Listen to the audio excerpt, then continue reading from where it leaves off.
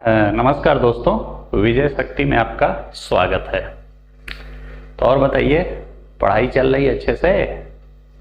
चलिए, रिवीजन करते रहिएगा, ठीक है? और सब्सक्राइब कर दीजिए। हाँ, सब्सक्राइब कर दीजिए। उसके आगे एक घंटी का निशान बना होगा, उस पर क्लिक कर दीजिए। और ये मेरा व्हाट्सएप नंबर है और टेलीग्राम भी इसी पर चलेगा। तो जब आपको कोई समस्या हो तो आप मेरे व्हाट्सएप पर या टेलीग्राम पर मैसेज भेज करके डायरेक्ट पूछ सकते हैं। ये आप इसको लिख लीजिएगा, ठीक है? चलिए, तो हम लोग क्या पढ़ रहे थे? हम लोग पढ़ रहे थे गुरुत्व के अधीन गति, मोशन अंडर ग्रेविटी। इसका कॉन्सेप्ट पढ़ रहे थे। जब इसके सारे कॉन्सेप्ट समाप्त हो जाएंगे तब हम इस पर बेस्ड प्रीवियस ईयर क्वेश्चन लगाएंगे, जो कि आईएएस पीसीएस में पूछे गए हैं, ठीक है? चलिए, तो आज हमको क्या पढ़ना है? आज हम मुझे लगता है कि 3 कॉन्सेप्ट पढ़ेंगे कि उपग्रह की कक्षीय चाल क्या होती है, पलायन वेग क्या होता है, तथा कक्षीय चाल और पलायन वेग में क्या रिलेशन होता है, वो समझने का प्रयास हम करेंगे। चलिए,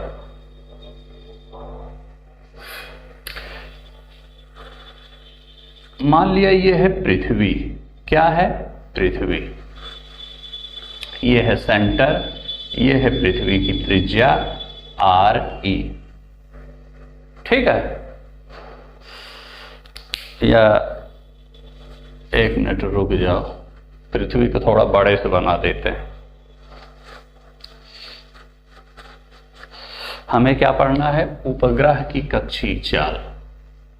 उपग्रह की कक्षीय चाल, ये हमको पढ़ना है। इसका मतलब क्या है? उपग्रह क्या होता है? आप लोगों ने ज्योग्राफी में पढ़ा होगा कि जब कोई ग्रह होता है,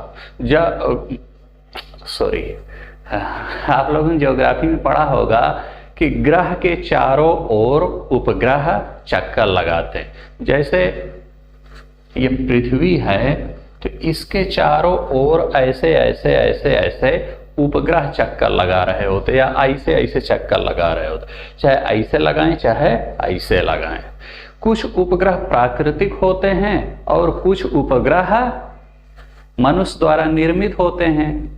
उपग्रह का मतलब क्या है? सैटेलाइट। हाँ, तो आप लोग देखते होंगे ना कि भारत ने ये सैटेलाइट छोड़ा, अमेरिका ने ये सैटेलाइट छोड़ा। और कुछ उपग्रह नेचुरल हैं, प्राकृतिक हैं। जैसे चंद्रमा की बात करें, चंद्रमा भी पृथ्वी का चक्कर लगा रहा है, लेकिन चंद्रमा मनुष्य द्वारा तो बनाया नहीं गया है, चंद्रमा तो प्राकृतिक है, समझे? तो उपग्रह 2 प्रकार के होते हैं, एक प्राकृतिक और एक मानव निर्मित। मानव निर्मित आप अक्सर पेपर में पढ़ते हैं कि ये सैटेलाइट छोड़ी गई, ये सैटेलाइट छोड़ी गई। और प्राकृतिक कैसे हैं? जैसे चंद्रमा, ठीक है ना? तो हर ग्रह का कुछ ना कुछ उपग्रह होता है। उपग्रह का मतलब जो उस ग्रह के चारों ओर चक्कर लगाए, उसे उस पार्टिकुलर ग्रह का उपग्रह कहेंगे। जैसे चंद्रमा चूंकि पृथ्वी का चक्कर लगा रहा है, अतः हम कहेंगे कि चंद्रमा पृथ्वी का उपग्रह है, ठीक है? इतनी बात आपको समझ में आई कि नहीं आई समझ में? चलिए, मान लिया ये है पृथ्वी, ये है सेंटर पृथ्वी का, ये है RE पृथ्वी की त्रिज्या और ME है पृथ्वी का द्रव्यमान। इस पृथ्वी का चारों ओर एक उपग्रह क्या कर रहा है? चक्कर लगा रहा है। मान लीजिए ये है, ये क्या कर रहा है? चक्कर लगा रहा है। तो जब चक्कर लगा रहा होगा तो किसी स्पीड से चक्कर लगा रहा होगा। तो मान लिया कि ये स्पीड है VO, ठीक है ना? चलिए, ठीक। और यहां से यहां तक की दूरी जो है कितनी है, आर, कितनी, आर। ये एन नहीं है, ये क्या है, आर है, ठीक ना। पृथ्वी की त्रिज्या है आर ई और पृथ्वी के यहां तक की दूरी कितनी है, आर है, ठीक है। समझ गए कि नहीं समझ गए, क्या है, आर है। तो आपको मैंने बताया था कि जब कोई चीज चक्कर लगा रही होती है तो उस पर एक अभिकेंद्री बल लगता है। मान लीजिए जो उपग्रह है इसका द्रव्यमान है m और ये पृथ्वी का द्रव्यमान है me। तो जब कोई चीज चक्कर लगा रहा होता है तो एक क्या लगता है, अभिकेंद्रीय बल लगता है, अभिकेंद्रीय बल। तो इस उपग्रह पर इधर अंदर की ओर एक अभिकेंद्री बल लग रहा होगा। इस अभिकेंद्री बल की वैल्यू कितना होगी, M V square upon R. ये है इस अभिकेंद्री बल की वैल्यू, ठीक है ना। कितना, एम वी मतलब उपग्रह का द्रव्यमान, अब वी ये उपग्रह जिस स्पीड से जा रहा है और बटे आर, आर क्या है, ये दूरी, ठीक है ना। ये है यहाँ पर इतने का अभिकेंद्री बल लगेगा। अच्छा ये बताइए, ये कार वाला आपको क्वेश्चन भी याद आ गया होगा। तो अगर ये चीज घूम रहा है तो इस पर एक अपकेंद्री बल लग रहा होगा ना, और अपकेंद्री बल की वैल्यू कितना होगी, अभिकेंद्री बल के बराबर ही होगी, क्योंकि घूम रहा है, गिर नहीं रहा है। तो अगर यहाँ पर कोई पूछे कि उपग्रह पर अपकेंद्री बल कितना लग रहा है, तब भी आप कहेंगे कि यही mv स्क्वायर अपान आर, क्योंकि जितना अभिकेंद्री उतना अपकेंद्री। चलिए अपकेंद्री से हमको कोई लेना देना नहीं। अभिकेंद्री कितना निकला, mv स्क्वायर अपान आर, और अपकेंद्री, तो अपकेंद्री भी इतना ही होगा, चूंकि दोनों की वैल्यू इस केस में सेम होगी। चलो तो mv स्क्वायर अपान आर कितना है, अभिकेंद्री बल इस केस में। अच्छा ये बताइए, मैंने आपको एक चीज बताया था जब मैं आपको अभिकेंद्री और अपकेंद्री पढ़ा रहा था, कि जब कोई मतलब जब कोई चीज घूम रही होती है, मैंने वहां पर आपको एक चीज बताया था कि मान लिया कि पृथ्वी अगर सूर्य के चारों ओर घूम रही है तो पृथ्वी और सूर्य के बीच जो गुरुत्वाकर्षण बल काम करेगा वही उस केस में अभिकेंद्री बल होगा। मतलब मैं आपको ऐसा कुछ बताया था जब वहां पढ़ा रहा था।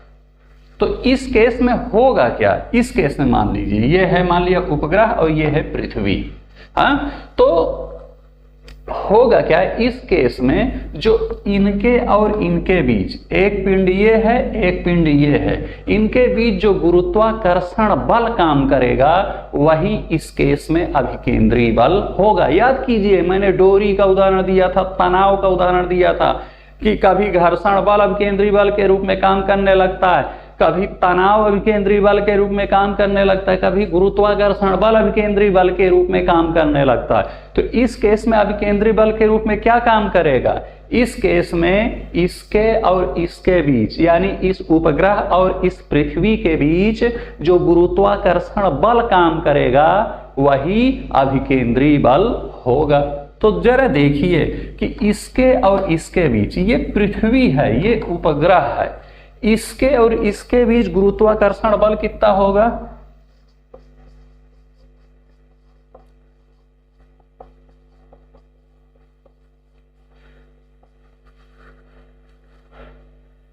g इसका द्रव्यमान गुणे इसका द्रव्यमान अपान ये जो है दोनों के बीच की दूरी r, g m1 m2 अपान r स्क्वायर। क्या बताया था, ये होगा, ठीक। तो गुरुत्वाकर्षण बल ये हो गया और अभिकेंद्री बल मैंने बताया ये हो गया, ये मैंने आपको बताया, ठीक है ना, कि अभिकेंद्री बल कितना काम करेगा, इतना काम करेगा, और गुरुत्वाकर्षण बल इन दोनों के बीच कितना काम करेगा, इतना काम करेगा। फिर वही बात, चूंकि इस केस में जो अभिकेंद्री बल होगा वो गुरुत्वाकर्षण बल ही होगा। कुल मिलाकर कह सकते हैं कि इस केस में गुरुत्वाकर्षण बल ही अभिकेंद्री बल के रूप में काम करेगा। अतः हम क्या कह सकते हैं कि गुरुत्वाकर्षण बल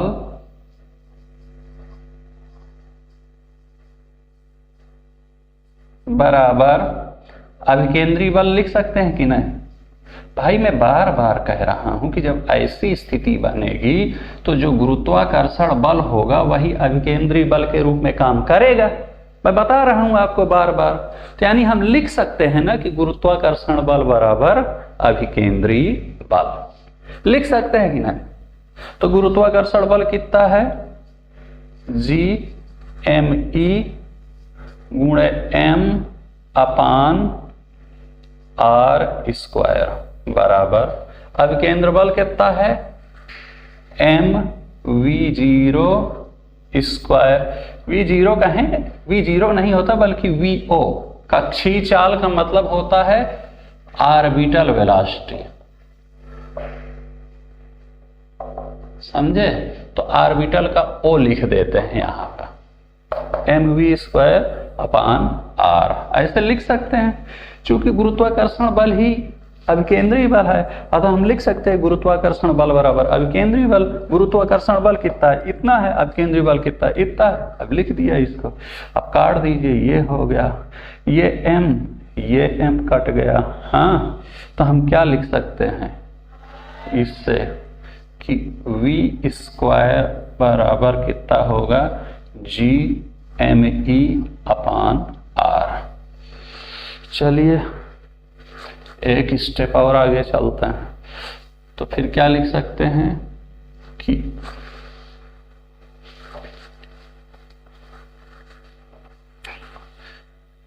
vo बराबर कितना हो जाएगा? √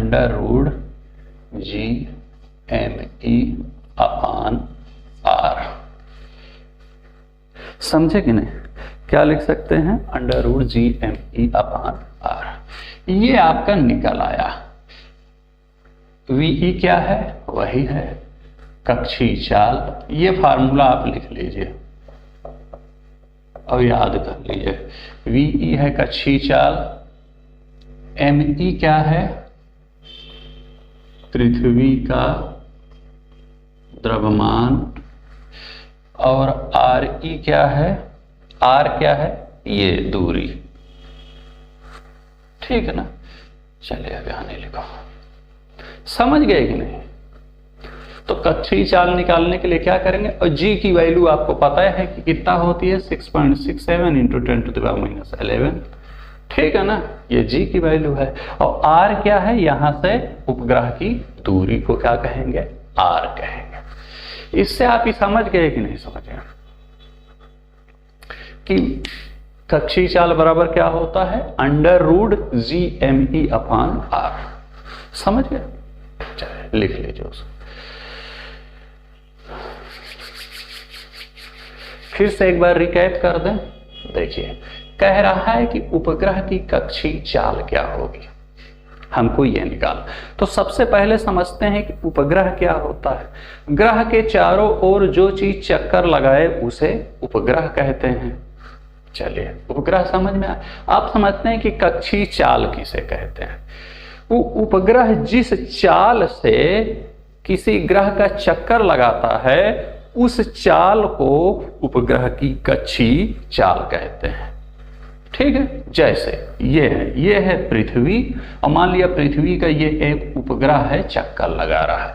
पृथ्वी का द्रव्यमान है me, पृथ्वी की त्रिज्या है re, उपग्रह का द्रव्यमान है m, और मान लिया कि उपग्रह vo स्पीड से चक्कर लगा रहा है। ठीक है ना? और यहां से यहां तक की उपग्रह तक की दूरी है स्मॉल r। ये हमारा फिगर बन रहा है।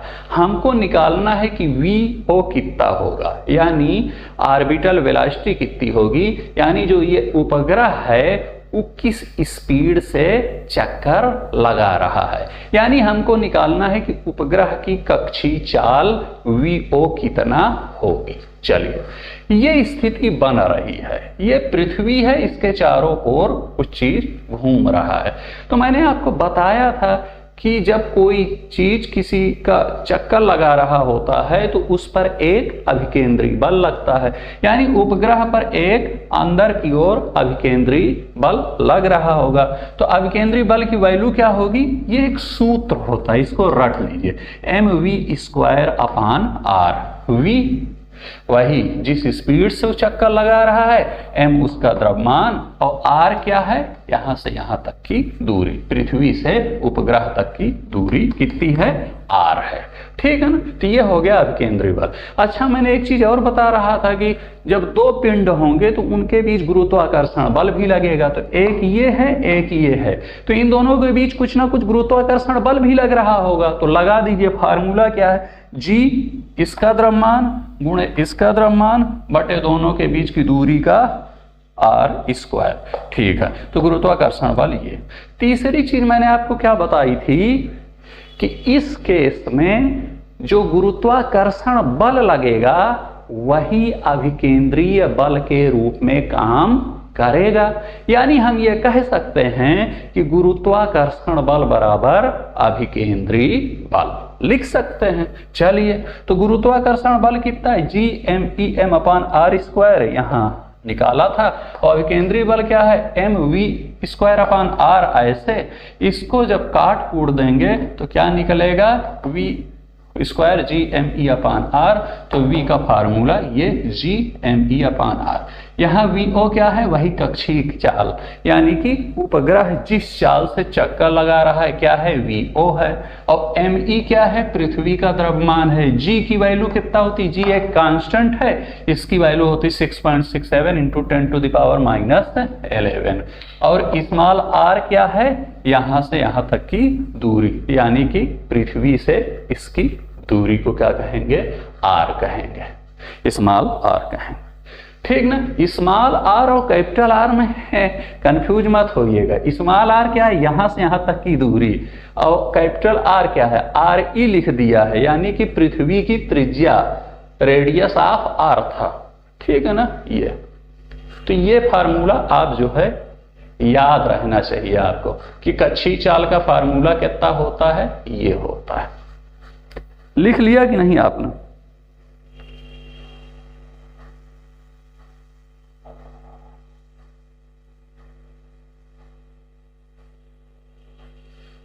लिख लिया वहां तक? अब फिर समझिएगा।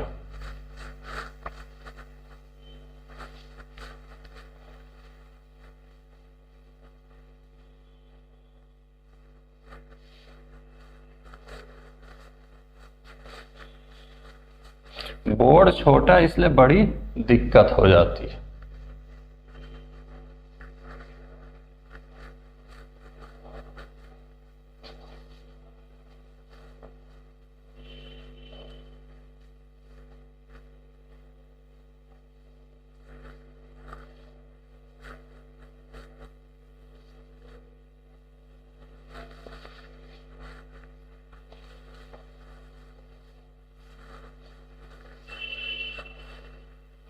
यही स्थिति बन रही थी ना, ये थी पृथ्वी और ये उपग्रह चक्कर लगा रहा था। मान लिया ये था, समझे ना, किस स्पीड से? vo स्पीड से। इसका द्रव्यमान था m, पृथ्वी का द्रव्यमान था me, ये था सेंटर, ये था re, और यहां से यहां तक की दूरी कितनी थी? r थी। ये स्थिति मैंने बनाई। यहां तक आपको पता चल गया कि क्या होता है? v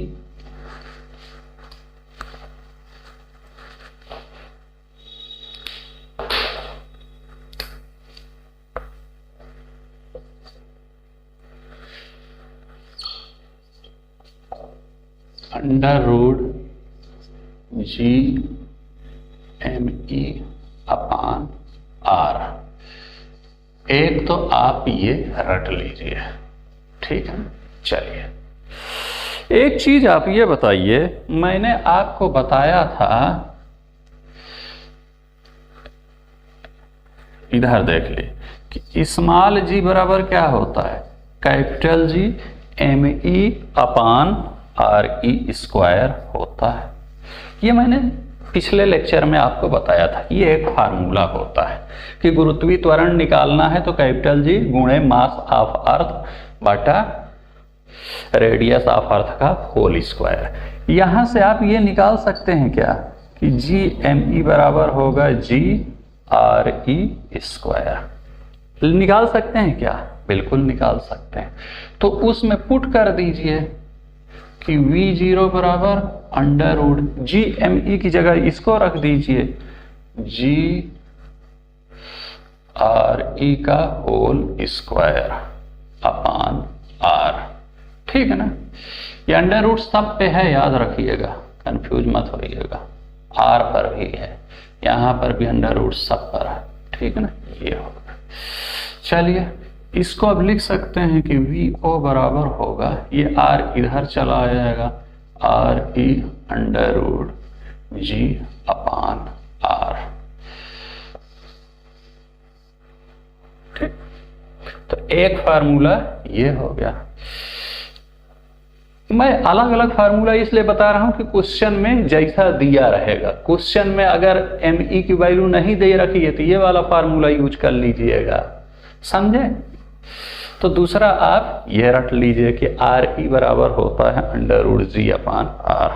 चलिए ये कुछ फार्मूला हो गया, एक फार्मूला ये डिराइव हो गया। और अगर आपको ये सब ना समझ में आए तो आप इतना ही कर लीजिए, बस याद रखिएगा कि आर कितना है। आर ये है, यानी कि पृथ्वी से उपग्रह की दूरी ये तो जी 9.8 होता है ये। ठीक है ना? समझे? समझ गए कि नहीं समझ गए? चलिए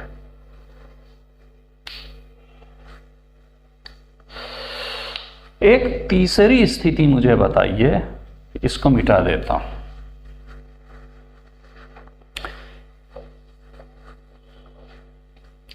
ये पहला फार्मूला, ये दूसरा। एक तीसरी स्थिति मुझे बताइए। मैंने आपको ये बताया कि V0 बराबर होता है under root G R E square upon small R. मैंने आपको ये बताया स्मॉल आर क्या है ये, और आर ई क्या है ये। कुछ ऐसी स्थिति बन जाए कि आर बराबर हो जाए आर ई, कुछ ऐसी स्थिति बन जाए, यानी ये डिस्टेंस इतना हो जाए। इसका मतलब आपने क्या समझा कि ये जो उपग्रह चक्कर लगा रहा है, ये अभी मैंने क्या कहा कि इसकी रेडियस इतनी है और ये जो चक्कर लगा रहा है ये आर इनके बीच की दूरी है। यानी हम ये कुछ स्थिति ऐसी बन जाए कि ये दूरी कम हो करके बस एकदम लगभग यहीं आ जाए कि पृथ्वी से बस बहुत कम दूरी पर चक्कर लगा रहा है। समझे कि नहीं समझे? पृथ्वी के पास ही चक्कर लगा रहा है। भाई ये तो उस उपग्रह की बात हो रही है जो बहुत ज्यादा दूरी पर चक्कर लगा रहा है। मान लिया इतनी गोल पृथ्वी है तो वो ऐसे ऐसे चक्कर लगा रहा है। मान लिया कोई उपग्रह ऐसे जो पृथ्वी के लगभग पास ही, देखिए ये दूरी बहुत ज्यादा होती है, समझे कि ना? हजारों किलोमीटर की यह डिस्टेंस होती है, समझ है ना?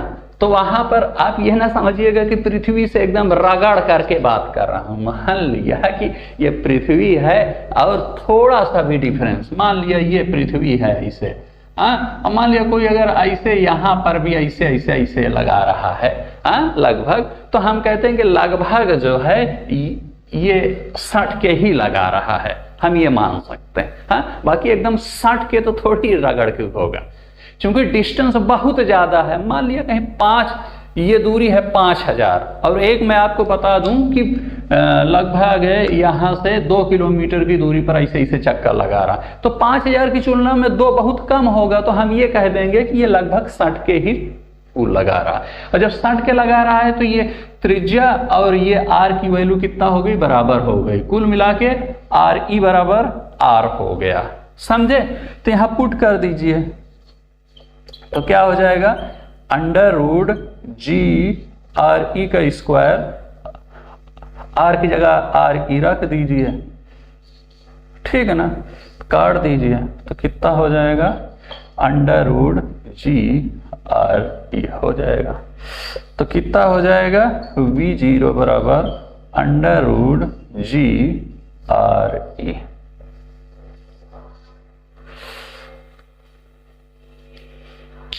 समझे? तो ये आप तीसरा याद कर लीजिएगा। ये सब क्या है, वही आपका ऑर्बिटल वेलोसिटी निकालने का फार्मूला है, अलग अलग फार्मूला है।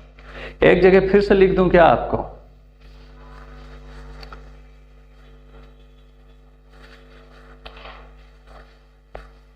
लिख दूं?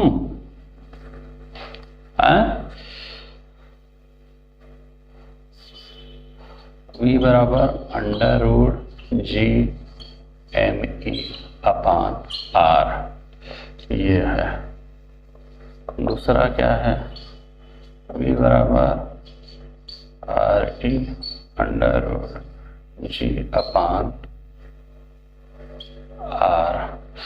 R मेरा N की तरह बन जाता है भाई, ध्यान दीजिएगा। और तीसरा मैंने क्या बताया, √GRE। RE मतलब पृथ्वी की त्रिज्या, स्मॉल जी की वैल्यू 9.8, कैपिटल जी की वैल्यू 6.67 × 10⁻11।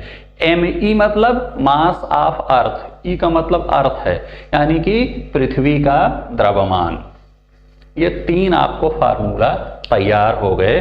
और VO का मतलब ऑर्बिटल वेलोसिटी, ये O लिखा हुआ है, यानी ऑर्बिटल वेलोसिटी, यानी कक्षीय चाल, उपग्रह जिस चाल से चक्कर लगा रहा है, ये फार्मूला आप लिख लीजिए। ठीक,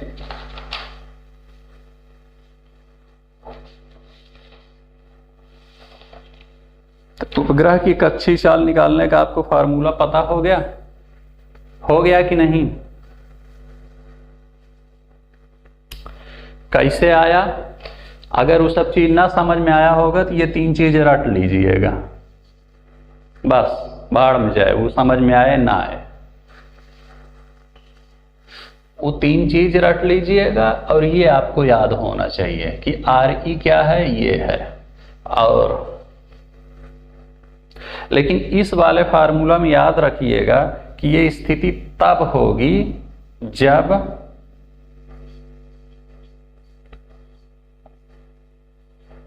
उपग्रह पृथ्वी के बहुत समीप हो। समझ रहे हैं ना? यानी कि ये स्थिति कब होगी, जब RE बराबर हो जाए R, लगभग एकदम एग्जैक्ट तो RE बराबर R का भी नहीं हो सकता, लेकिन लगभग RE बराबर क्या हो जाए, R हो जाए। दिख रहा है कि नहीं?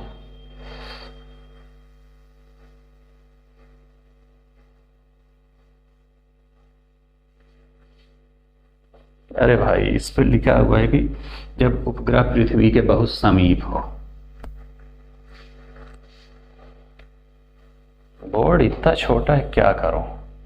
मतलब मैं ये कहना चाहता हूं कि ये स्थिति तब होगी जब उपग्रह पृथ्वी के बहुत समीप हो, यानी कि RE बराबर R, लगभग। ठीक, ये तीसरी वाली स्थिति। अब बाकी उसमें तो कोई दिक्कत है ही नहीं। चलिए, नोट कर लिया? स्क्रीनशॉट ले लिया करो, बाद में नोट कर लिया करो अपने से। समझे कि नहीं समझे? हर चीज का स्क्रीनशॉट ले लिया करो। देखो, यहाँ ऑफलाइन क्लास तो है नहीं कि मुझे पता चलेगा कि आपने नोट किया कि नहीं नोट किया। और टेक्नोलॉजी का अधिक से अधिक यूज कीजिए, कोई क्या कहता है उसमें मत पड़िए, खट से स्क्रीनशॉट लीजिए, बल्कि नोट भी किया कीजिए, तभी स्क्रीनशॉट ले लिया कीजिए। समझ में आ रहा है तो ठीक है, नहीं समझ में आ रहा तो लास्ट में जो फार्मूला डेराइव हो गया डायरेक्ट उसी को लिख लो। तो समस्या ये होती है कि जब पूरा डेरिवेशन समझे रहते हैं तो सवाल कितना भी घुमाए हम कर लेते हैं, नहीं तो बड़ी दिक्कत हो जाती है।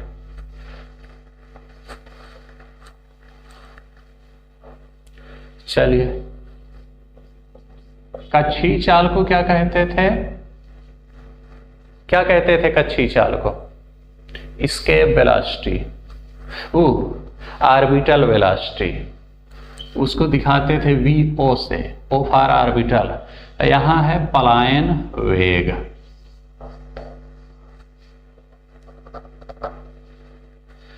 पलायन को अंग्रेजी में कहते हैं एस्केप, यानी इसको दिखाएंगे VE से, एस्केप वेलोसिटी। समझे? पलायन वेग, वेग तो आपको पता है वही स्पीड। जरा आप ये बताइए, जब कोई चीज आप ऊपर फेंकते हैं तो आप देखते हैं कि वो नीचे चली आती है, कोई चीज और ज्यादा स्पीड से फेंकते हैं तो आप देखते हैं कि कुछ और ज्यादा ऊंचाई पर जाती है फिर आ जाती, और ज्यादा स्पीड लगाते तो आप देखते हैं कुछ और ज्यादा ऊंचाई पर पहुंच जाती है लेकिन फिर भी चली आती। यानी कि जैसे जैसे आप फेंकने की स्पीड अपनी बढ़ाते जाते हैं वो वस्तु और ज्यादा ऊंचाई पर चली जाती है, लेकिन हम देखते हैं कि कुछ देर बाद वो फिर जमीन पर गिर जाती है क्योंकि पृथ्वी उसको अपनी ओर खींच लेती है। इतना तो आपको पता है। जरा आप कल्पना कीजिए कि किसी चीज को इतना ज्यादा तेजी से फेंक दिया जाए कि वो कभी पृथ्वी पर आए ही ना, ऊपर चली जाए, कहीं अंतरिक्ष में चली जाए। क्या ऐसा संभव है? है संभव? जी बिल्कुल संभव है। क्या? बिल्कुल संभव है। लेकिन आप उतनी ज्यादा स्पीड से अगर उसको फेंकेंगे तब है। वो स्पीड कितनी होती है? 11.2 किलोमीटर प्रति सेकंड। अगर आप इतनी स्पीड से किसी चीज को फेंक दीजिए तो फिर वो जमीन पर नहीं गिरेगी क्योंकि वो अंतरिक्ष में पहुंच जाएगी, और जब कोई चीज अंतरिक्ष में पहुंच जाती है तो पृथ्वी उसको अपनी ओर खींच नहीं पाती। चलिए, मैं इससे पहले आपको एक चीज बताता हूं। क्या? मैं आपको बताता हूं कि गुरुत्वीय क्षेत्र क्या होता है। गुरुत्वीय क्षेत्र ये है पृथ्वी, ठीक है ना। पृथ्वी से आप कोई चीज ऊपर फेंकते हैं तो पृथ्वी अपनी ओर खींच लेती है, इसलिए वो नहीं जा पाती। लेकिन पृथ्वी की भी तो एक लिमिट होगी। मान लिया पृथ्वी ने यहां तक फेंका, खींच लिया, यहां तक फेंका, फिर खींच लिया, यहां तक फेंका, फिर खींच लिया, यहां तक फेंका, फिर खींच लिया। लेकिन इसके बाद मतलब या इसके ऊपर जैसे गई, यहां पर गई, तो अब पृथ्वी अपनी ओर उसको नहीं खींच पा रही। तो हम ये कहेंगे कि ये वाला एरिया जो होगा, ये वाला एरिया, ये क्या है? गुरुत्वीय क्षेत्र है। क्या है? गुरुत्वीय क्षेत्र है। क्यों? तो इससे क्या समझ में आया कि वो क्षेत्र जहां से किसी चीज को पृथ्वी अपनी ओर खींच ले, उस क्षेत्र को हम गुरुत्वीय क्षेत्र कहेंगे। यानी गुरुत्वीय क्षेत्र में कोई वस्तु रहेगी तो उसको पृथ्वी अपनी ओर खींच लेगी। गुरुत्वीय क्षेत्र से बाहर अगर रहेगी तो पृथ्वी अपनी ओर खींच नहीं पाएगी। यानी कह सकते हैं कि वो एरिया जहां पर पृथ्वी का आकर्षण बल काम करता है उसे हम गुरुत्वीय क्षेत्र कहेंगे।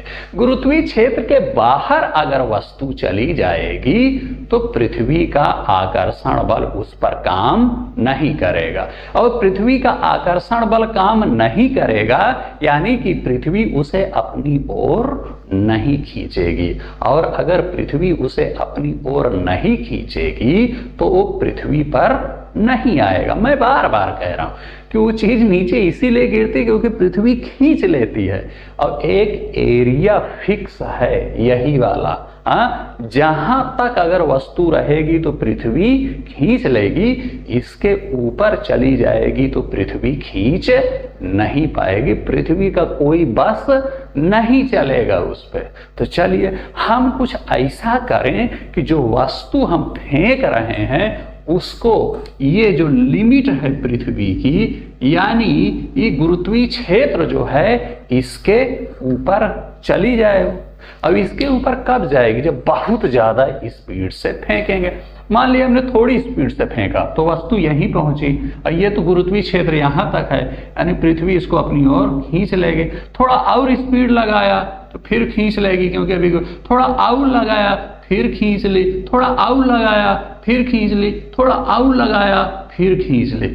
लेकिन अब इसके बाद जब फेंकेंगे तो वस्तु पहुंच गई यहां पर, और यहां पर गुरुत्वीय क्षेत्र पृथ्वी का काम नहीं कर रहा है, यानी कि पृथ्वी इसको अपनी ओर नहीं खींच पाएगी।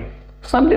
चलिए, यानी कि वेलोसिटी स्पीड हम इतनी ज्यादा स्पीड से फेंकें कि वो अपने गुरुत्वीय क्षेत्र को क्रॉस कर जाए। चलिए, तो ये जो स्पीड है उसी को कहा जाता है पलायन वेग, यानी कि एस्केप वेलोसिटी। यानी हम क्या कह सकते हैं कि वह वेग जिससे किसी पिंड को ऊपर की ओर फेंक देने पर वह पृथ्वी के गुरुत्वीय क्षेत्र से बाहर निकल जाए और फिर पृथ्वी पर कभी वापस ना आए, उसे हम पलायन वेग कहेंगे, एस्केप वेलोसिटी कहते हैं। समझे ना? परिभाषा समझ में आ गई? यहां से मैंने समझा दिया, नोट्स में सब लिखा होगा कि वह क्षेत्र, मतलब वह वेग, पलायन वेग क्या है? वह वेग जिससे किसी पिंड को ऊपर की ओर फेंक देने पर वह गुरुत्वीय क्षेत्र से बाहर निकल जाए। ठीक है ना? चलिए, और ये वेग होता कितना? इसका फार्मूला होता है √2gre, ये होता है फार्मूला। इसे कहते हैं वही ई फॉर एस्केप, यानी ये क्या है? पलायन वेग। और ये re क्या है? पृथ्वी की त्रिज्या।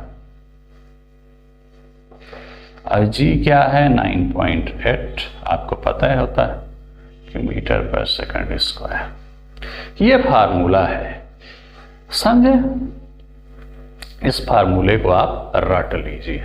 यानी कि अगर इतने वेग से किसी चीज को फेंकेंगे तो पृथ्वी पर नहीं आएगी, वो पृथ्वी के गुरुत्वीय क्षेत्र को क्रॉस कर जाएगी। समझ गए कि नहीं समझ गए?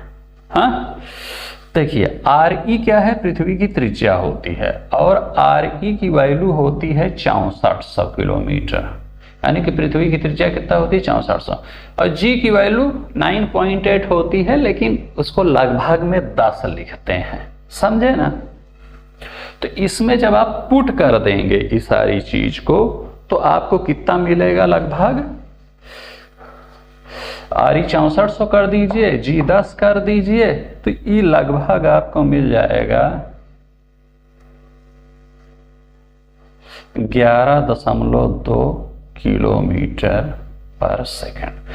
फिक्स है कि कितना निकल जाएगा? 11.2 किलोमीटर पर सेकंड। समझे?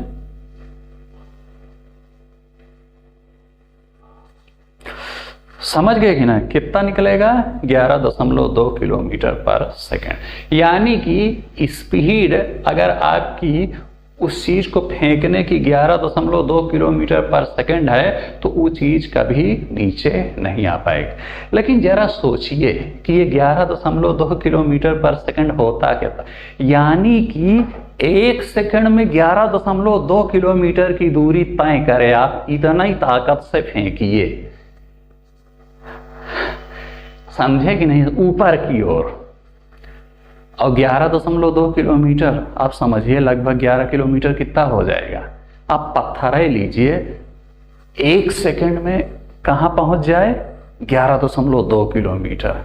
इतना तेजी से आपके बस की बात नहीं है कि आप फेंक सकें। समझे कि नहीं समझे?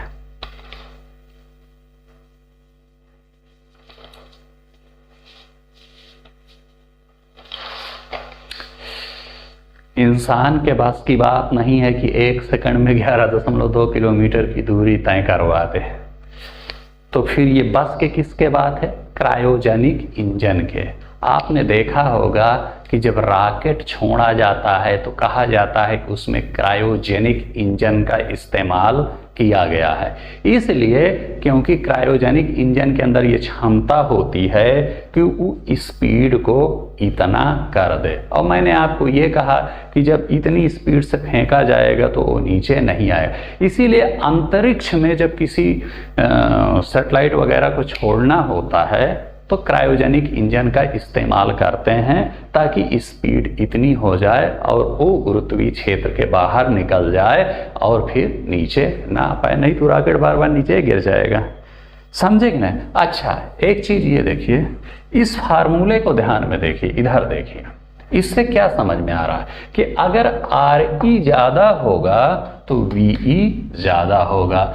यानी कि अगर किसी ग्रह की त्रिज्या ज्यादा होगी तो हम क्या कहेंगे कि उसका पलायन वेग ज्यादा होगा।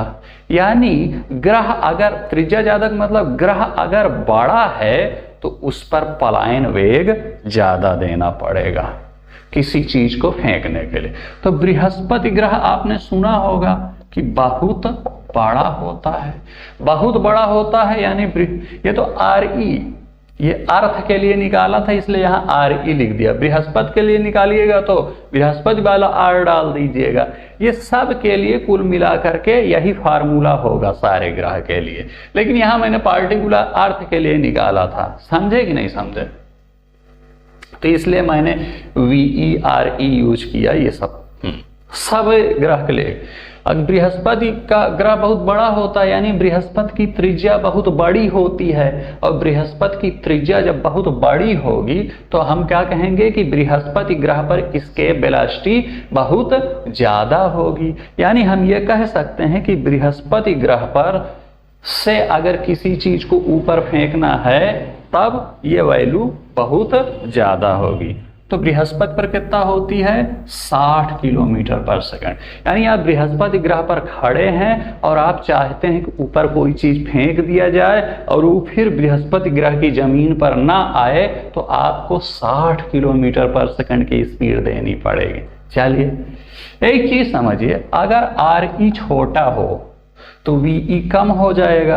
RE छोटा का मतलब उपग्रह है या उपग्रह है, जो भी चीज है, जो भी पिंड है, जो भी चीज है, अगर वो छोटा है तो वहां पर एस्केप वेलोसिटी कम होगी। आपको पता है ना? तो आपको पता है कि चंद्रमा जो है छोटा होता है पृथ्वी की तुलना में, तो चंद्रमा का ये जो रेडियस होगा, त्रिज्या होगी, कम होगी, यानी चंद्रमा पर एस्केप वेलोसिटी कम होगी। यानी चंद्रमा, तो वही तो कहता है कि चंद्रमा पर एस्केप वेलोसिटी कितना होती?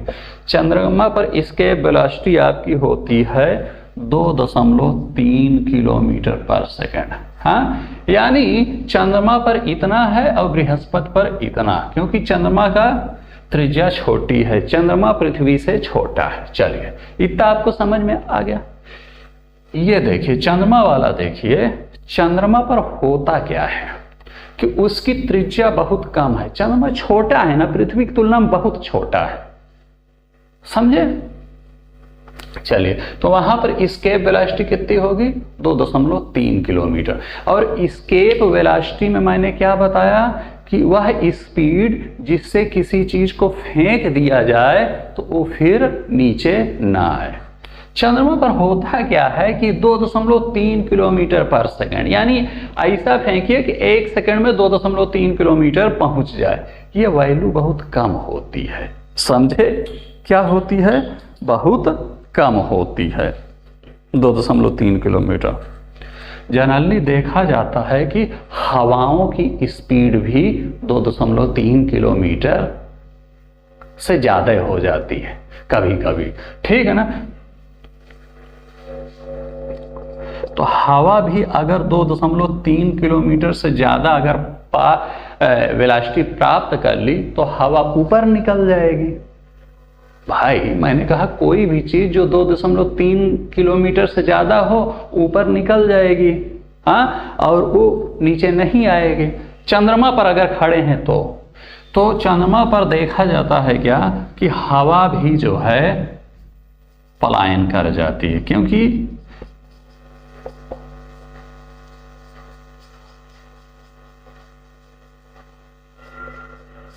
और इसीलिए कहा जाता है कि हवा नहीं है चंद्रमा पर, यानी चंद्रमा पर O2 नहीं है, समझे?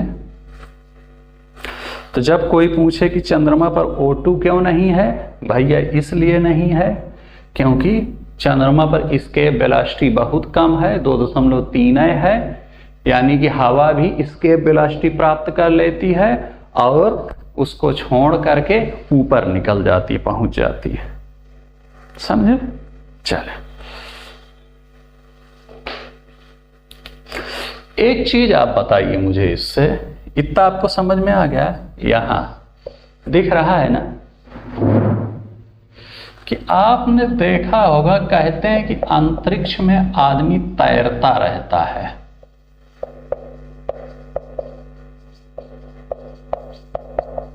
ऐसा क्यों होता है? कभी आपने सोचा है कि अंतरिक्ष में आदमी तैरता क्यों है? कहां मैंने लिख दिया, छोड़िए, इधर ना करके इधर करता हूं।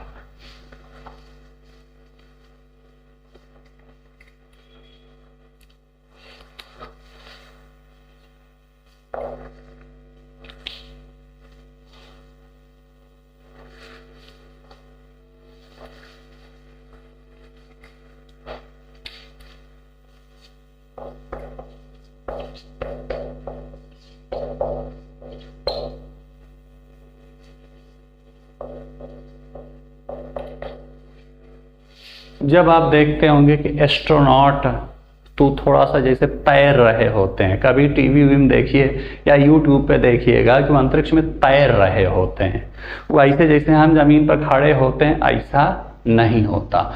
ऐसा क्यों होता है? मैंने आपको क्या बताया कि इसलिए होता है क्योंकि अंतरिक्ष में जी नहीं है, यानी जी की वैल्यू कितना है? 0 है।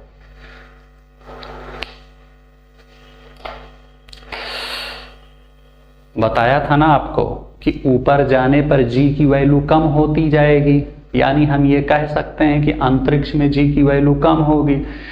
ये जान लीजिए अंतरिक्ष में जी की वैल्यू कुछ होती ही नहीं, 0 होती है। और जी क्या करता है? कल बताया था आपका कि नीचे की ओर खींचता है किसी चीज को। तो मान लिया कोई इंसान है तो जी क्या करता है? नीचे की ओर अपनी ओर खींचता है उसे, और यहाँ पर तो जी है ही नहीं, यानी नीचे खींचेगा ही नहीं, यानी ऊपर टांगा टांगा लगेगा, समझे? और ऊपर लगेगा तो लगेगा क्या कि तैर रहा है। जी का मतलब कुल मिलाकर के होता है अपनी ओर खींचना नीचे। जैसे पृथ्वी जी लगाती है तो पृथ्वी क्या करती है? अपनी ओर खींचती। और जब किसी चीज को अपनी ओर खींच लेगा तो क्या करेगा? आओ, आ, नीचे आ। और हम क्या करते हैं? खड़े रहते हैं, बैठ जाते हैं जमीन पर, क्योंकि उसने हमको, पृथ्वी ने अपनी ओर खींच लिया। अब अंतरिक्ष में तो जी है ही नहीं, यानी अंतरिक्ष हमको खींच ही नहीं रहा है अपनी ओर, तो हम क्या करते हैं? ना बैठ सकते हैं ना उस पर खड़े रह सकते हैं, वहां की जो जमीन है उस पर, तो हम तैर रहे हो। तो जरा सोचिए, खींच नहीं रहा यानी हमारा पैर ऊपर टंगा हुआ है ना। दूसरी चीज देखिए, अंतरिक्ष में क्या है? हवा नहीं है, जी भी नहीं है, खींच भी नहीं रहा, हवा नहीं है। हवा क्या करती है? जब हवा होती है तो हवा दबाव लगाती है, समझे कि नहीं? जैसे हवा बह रही, आपने ज्योग्राफी में पढ़ा होगा एटमॉस्फेरिक प्रेशर, यानी कि हवा का दबाव, वायुमंडलीय दाब। वायुमंडलीय दाब का क्या मतलब होता है? वायु का दाब, यानी हवा का दाब। तो हवा क्या करती है? ऐसे दबाती है, भाई दबा रहो, उड़ो नहीं।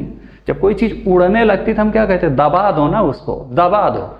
अगर दबा नहीं रहेगा तो उड़ जाएगा। जैसे कागज रखा हुआ है और हवा चल रही तो कागज उड़ जाता है, समझ रहे हो? तो हमारी मम्मी क्या कहती है? इसको दबा दो किसी चीज से। तो उसी प्रकार से हवा का काम, हवा भी यहाँ पर क्या काम करती है? एक तरह से दबाने का काम करती है जहां पर हवा है। हाँ, ये जान लीजिए। कुछ लोग कहेंगे कि अरे हवा में तो खुदा ही उड़े लगेगा, कंफ्यूज मत होइएगा। सिर्फ इतना जान लीजिए कि हवा अगर कहीं है तो हवा दबाती है। तो मान लिया, एक तो हमें पहले जी नहीं कि अंतरिक्ष में हवा है ये नहीं, यानी कोई दबा ही नहीं रहा है ऊपर से। एक तो नीचे से कोई हमको नहीं खींच रहा है और ऊपर से कोई भी नहीं दबा रहा है। तो हम क्या करेंगे? तैरने लगेंगे ना। और जमीन पर क्या होता है? नीचे से जमीन भी खींच रही है और ऊपर से भी दबा रहा है। नीचे जमीन ने ऐसे खींचा और ऊपर से हवा ने ऐसे दबाया। हम क्या करें? खड़े हो जाते हैं, चलते हैं, बैठ जाते हैं।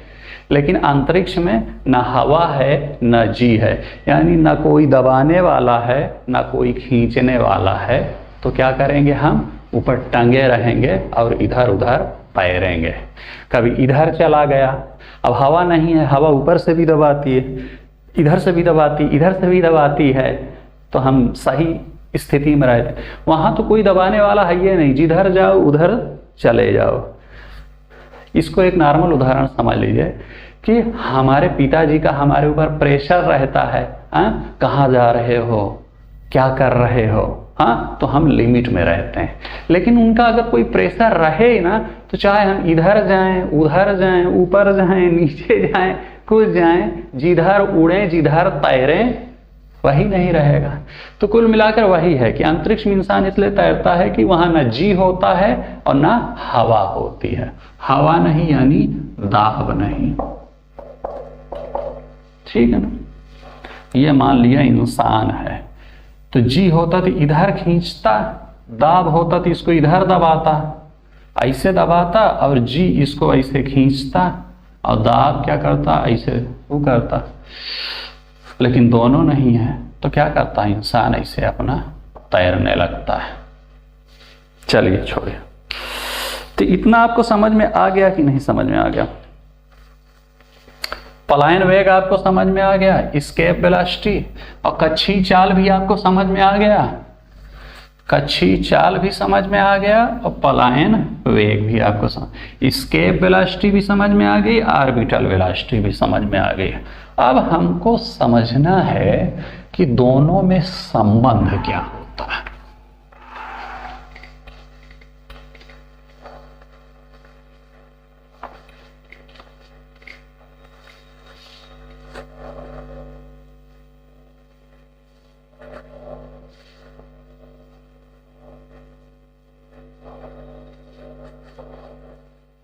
क्या समझना है कि कच्छी चाल और पलायन वेग में संबंध।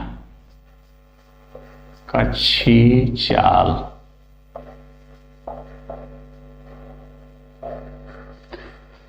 यानी वी ओ की बात कर रहा,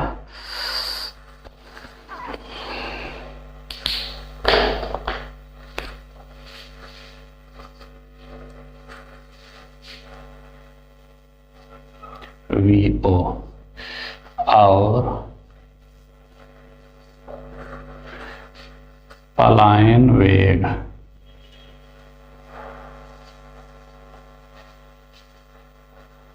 वी ई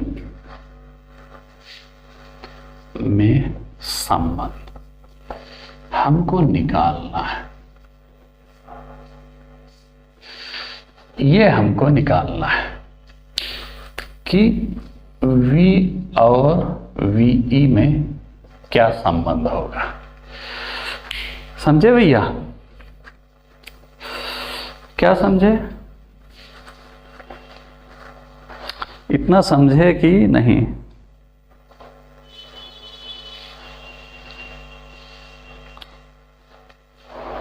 मैंने आपको क्या बताया था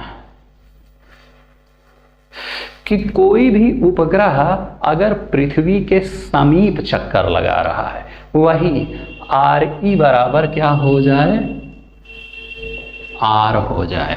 और ये कब होगा? जब दूरी ज़्यादा ना हो, यानी लगभग समीप चक्कर लगा रहा। तो मैंने आपको एक फार्मूला बताया था कि VO होता है √GRE। ये आपको फार्मूला बताया था कि नहीं बताया था?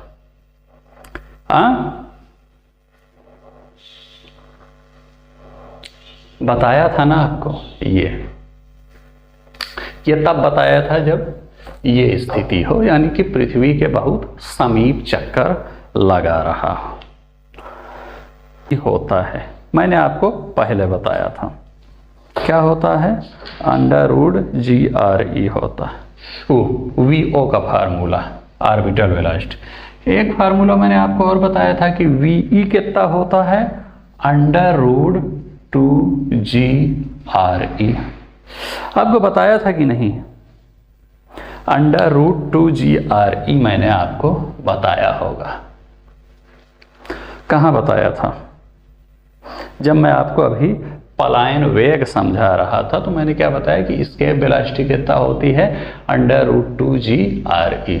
और उससे पहले जब मैं आपको ऑर्बिटल वेलोसिटी में 3-4 ठो आपको बताया था ना, तो उसमें मैंने आपको क्या बताया था कि VO कितना होता है? √GRE। तो हमको यहाँ करना क्या है? VO और VE में संबंध निकालना है। किसमें? VO और VE में। तो वही संबंध यहाँ फिट करेंगे। अच्छा ये बताइए, इस वाले को देखिएगा, VE को ऐसे लिख सकते हैं क्या? √2 गुणे √GRE लिख सकते हैं क्या? बिल्कुल लिख सकते हैं। जो लोग मैथ के स्टूडेंट होंगे उनको पता होगा। चलिए लिख दिया। तो VE बराबर √2 गुणे √GRE क्या होता है? यही तो है VO। तो क्या लिख सकते हैं? VE बराबर √2 VO।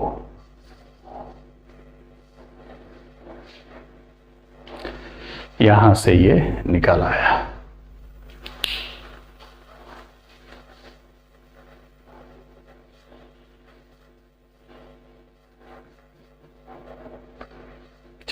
कुछ नहीं, 2 फार्मूला मैंने आपको बताया था कि अगर पृथ्वी के समीप कोई उपग्रह चक्कर, ये पृथ्वी के समीप की स्थिति बता रहा हूं, तो VO कितना हो जाएगा? √GRE हो जाएगा। और VE कितना हो जाएगा? √2GRE। दोनों फार्मूला इससे पहले मैं आपको बता चुका हूं। तो हमको VE और VO में संबंध निकालना है। तो VE को, इस वाले को, ये वाले को देखिए एक मिनट, ये फार्मूला होता है। तो VE को ऐसे लिख सकते क्या? √2 गुणे √GRE। और √GRE बराबर क्या है? VO। यानी हम ये, इससे क्या संबंध आपका निष्कर्ष निकला कि अगर ये क्या है? ऑर्बिटल वेलोसिटी यानी कक्षीय चाल, ये क्या है? Escape velocity. समझे? पलायन वेग। तो हम इससे क्या कह सकते हैं कि अगर कक्षीय चाल में √2 से गुणा कर दिया जाए तो हमको पलायन वेग मिल जाएगा। यानी हम लिख सकते हैं कि पलायन वेग बराबर √2 गुणे कक्षीय चाल। कह सकते हैं कि नहीं कह सकते? बिल्कुल कह सकते हैं। इससे एक चीज और समझ में आया कि कक्षीय चाल को अगर हम √2 से गुणा कर दें तो हमको पलायन वेग मिल जाएगा। कक्षीय चाल क्या होती है? ऐसे ऐसे जब कोई चीज घूम रही होती, उपग्रह जब ग्रह का ऐसे ऐसे चक्कर लगा रहा, ऐसे ऐसे चक्कर लगाते लगाते अगर वो अपनी स्पीड को बढ़ा करके √2 गुना कर दे तो हम कहेंगे कि वो ऊपर भाग जाएगा, अब वो जमीन पर नहीं गिरेगा। वही चीज तो यहाँ लिखा है कि कक्षीय चाल को अगर √2 से गुणा कर दें तो पलायन वेग मिल जाएगा। यानी कि हम ये कह सकते हैं कि कक्षीय चाल की स्पीड बढ़ा करके अगर √2 गुना कर दिया जाए तो वो कक्षीय चाल ना रह करके पलायन वेग में बदल जाएगी, और जब पलायन वेग में बदल जाएगी तो वो बाहर निकल जाएगा। पलायन वेग का मतलब क्या होता है कि पलायन वेग से जब कोई चीज मूवमेंट करने लगेगा तो दूसरे साइड भाग जाएगा ना। तो यहां से इस फार्मूले से ध्यान समझिएगा कि यदि कक्षीय चाल को बढ़ाकर √2 गुना कर दिया जाए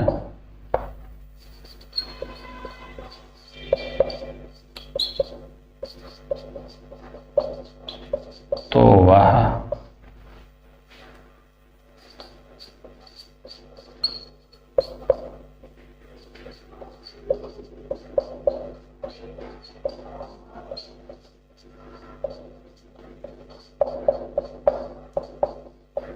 पलायन वेग में बदल जाएगी।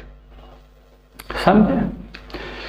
जो घूमने की स्पीड है √2 का मतलब क्या होता है, लगभग 1.41 होता है। शायद क्या कंफर्म ही है 1.41 होता है ना कि 1.44 होता है, देख लीजिएगा ऐसा कुछ होता है।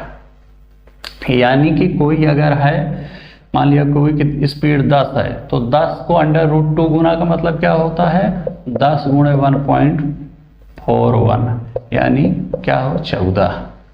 20 है तो 20 को 1.41 से गुणा कर दीजिए, कुल मिलाकर के बढ़ा दीजिए। कितना गुना बढ़ा दीजिए जिस स्पीड से कक्षीय चाल में चल रहा है उसको बढ़ा करके उस स्पीड को अगर √2 गुना कर दें तो कक्षीय चाल ना रह करके पलायन वेग में बदल जाएगा। और जब वो पलायन वेग में बदल जाएगा तो क्या हो जाएगा कि वो छोड़ देगा, ठीक ना, अपनी कक्षा को छोड़ करके पलायन कर जाएगा। देखिए ये तो संबंध है, और इधर जो बताया जाता है उसका व्यवहारिक मतलब बताया जाता है। ये तो बता दिया कि VE बराबर √2 VO, यानी कि कक्षीय चाल को √2 से गुणा कर देंगे तो हमको पलायन वेग मिल जाएगा। यहां से समझ में आ गया। लेकिन इसका व्यवहारिक मतलब क्या है, इसका व्यवहारिक मतलब समझे यूपीएससी समझना है तो इसका व्यवहारिक मतलब ये, मार्कर गिर गया कि अगर कक्षीय चाल को बढ़ा करके इसको बढ़ा करके √2 गुना कर दिया जाए तो वह उपग्रह अपनी कक्षा को छोड़ करके पलायन कर जाएगा। क्यों पलायन कर जाएगा? क्योंकि अगर √2 गुना कर देंगे तो VE में चेंज हो जाएगा, पलायन वेलोसिटी में चेंज हो जाएगा। ये V0 नहीं VO नहीं रह जाएगा, VE में चेंज हो जाएगा। समझे? चलिए, तो कभी भी उपग्रह जो परिक्रमण कर रहा है उसकी स्पीड, चलिए अब कितना बताएं, वहां पर एक चीज में थोड़ा सा कंफ्यूज हो रहा हूं।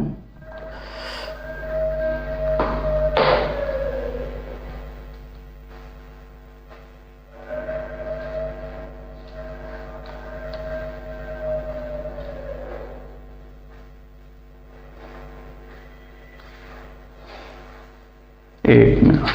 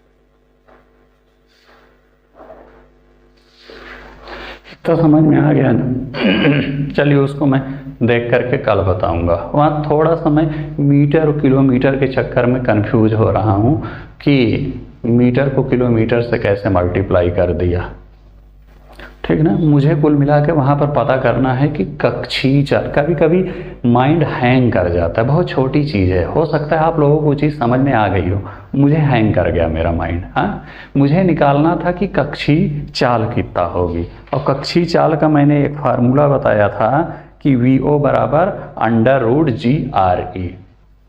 पृथ्वी की रेडियस होती है 6400 किलोमीटर और G की वैल्यू कितना होती है 10 मीटर पर सेकेंड। तो दोनों को मल्टीप्लाई कर देंगे, ऐसा ऐसे करके निकलेगा V की वैल्यू। लेकिन थोड़ा सा जैसे मेरा माइंड हैंग कर रहा है, हंसीएगा मत आप लोग, कि किलोमीटर को मीटर से कैसे मल्टीप्लाई कर दिया गया। चलिए कुल मेरा बात बताएंगे, ये थोड़ा सा सही हो जाएगा बता दूंगा। चलिए, तो समझ में आ गया ना कक्षीय चाल और पलायन वेग में क्या संबंध है इससे। अच्छा, ये वाला जो है इसको आप रट लीजिए कि एस्केप वेलोसिटी बराबर ऑर्बिटल वेलोसिटी गुणे √2। चलिए, बाकी अगले लेक्चर में जो वहां पर थोड़ा कंफ्यूजन है उसको भी बताऊंगा, और बाकी जो बचा हुआ है वो चीजें बताऊंगा। चलें।